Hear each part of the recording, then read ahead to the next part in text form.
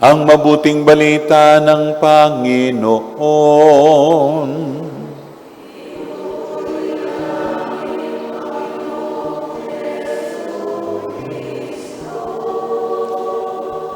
Purihin palapakan natin ang mabuting balita.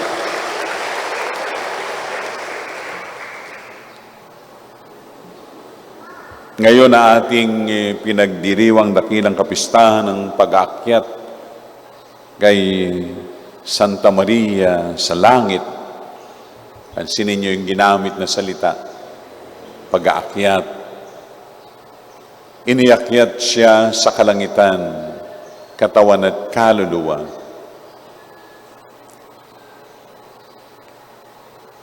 Tanong, paano tayo? Paano tayo ng mga anak ni Maria? Paano tayong iaakyat sa langit? Yan ang magandang tanong na ating pagnilayan. Ang kalinis-linisang Birhen Maria na consistent sa kanyang pag-oo sa Diyos. Ang pagiging kalugod-lugod sa Panginoong Diyos. Pwede naman niyang piliin dun sa dalawang bagay na mabuti ba gagawin ko o hindi mabuti. Mabuti o masama. Pero mas pinili niya sa buong buhay niya ang gumawa ng mabuti. Iyon ang kanyang pagsang-ayon sa gusto ng Panginoon. Tayo, pwedeng mamili araw-araw. Ano ba ang pipiliin natin? Ang mabuti o ang masama? Ang paggawa ng kabutihan o paggawa ng kasamaan? Nasa atin ang pagpapasya. Hingi tayo ng tulong sa mahal na Birhen na ipanalangin tayo. Mahal na ina, ipanalangin mo kami tuwina. Pero hindi naman tayo gustong sumang-ayon sa gusto ng Panginoon. E di, mahirap. Mahirap nating makamit yung sinasabi nating tayo sa pagdating ng panahon, sa dako pa rin ng ating paglalakbay, ay iakyat din sa kalangitan. Hindi tayo makatugon. Mas nananaig ang tayo'y pumili, ang piliin ay ang gawang masama.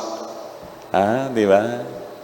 Mas gusto natin yung gawang masama kaysa ang gawin natin ay yung mabuti at ang makabubuti sa ating kaluluwa. Si Maria pwedeng mamili, pero mas pinili niya yung kalugod-lugod sa Diyos. Yung siya'y laging tagapagdala ng Panginoon sa kapwa. Kaya siya'y tinagurian a woman for others. Ang babae para sa lahat. Para sa lahat. Mga kapatid, dalhin mo ang Panginoon sa araw-araw na buhay at ang makilala ng kapwa na nasa iyo talaga ang Panginoon, na sumasa iyo ang Espiritu ng Panginoon. Nagdadasal tayo, mihingi tayo ng tulong, at sa dasal ni Maria, pero yung parte natin, gampanan natin. Ang labanan, ang gawang masama. Ano yung gawang masama? Paninirang puri, pampeperwisyo ng buhay ng iba, through social media, through group chat, di ba? Wala na bang katapusan? Yung gamitin mo, yung kalayaan mo, kahit nakakasagasa ka na ng ibang tao, ng iyong kapwa, lingkod ng parokya, paano ka mapupunta doon? Paano tayo makakaakyat doon? Paano tayong iaakyat doon? Kung napakatigas ng ulo natin,